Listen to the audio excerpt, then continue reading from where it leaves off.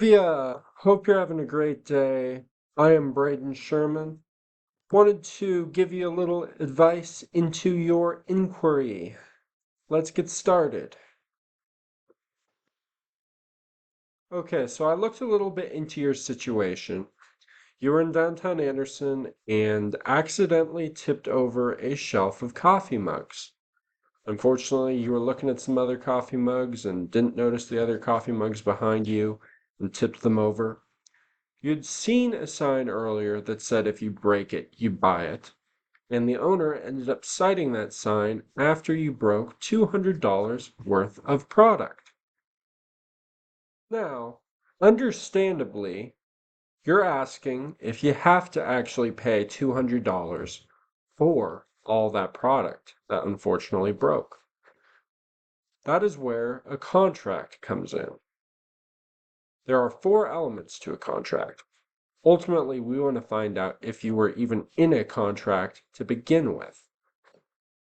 First element of agreement means that an offer is created and that offer is accepted. The second element of consideration means that both sides of the contract provide some sort of value to each other.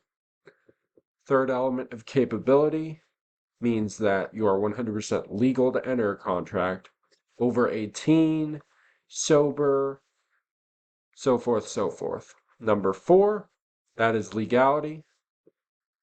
That connects to the contract's purpose. In other words, is the contract legal?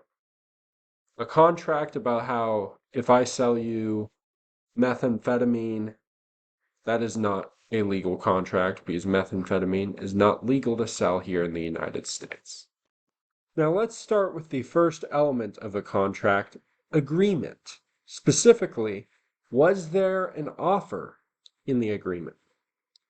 The store owner in this case would be the offeror. They were the ones who initiated the offer. They had the sign up that said you would be liable to pay for any damages of any product that you may break. You are the offeree. You're the person who read that sign. You're the person who broke the product. Or in the case of if you would have bought a product, you would have been the person to buy a product. When it comes to three aspects of an offer, to see if there even is one, there is intention, certainty, and communication. Let's go over those three now. Out of the three aspects of an offer, two, intention and certainty, were not met, while communication was met.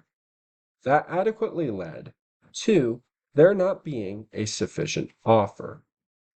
Quickly going over the two sections that were not met, intention and certainty.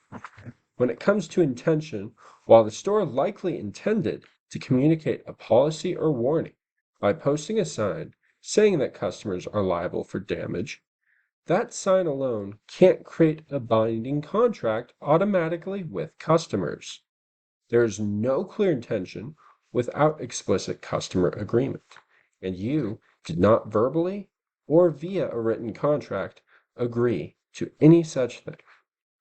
When it comes to certainty, while the sign may state a liability, it by itself lacks the sufficient details to be a definitive, complete set of terms forming an offer.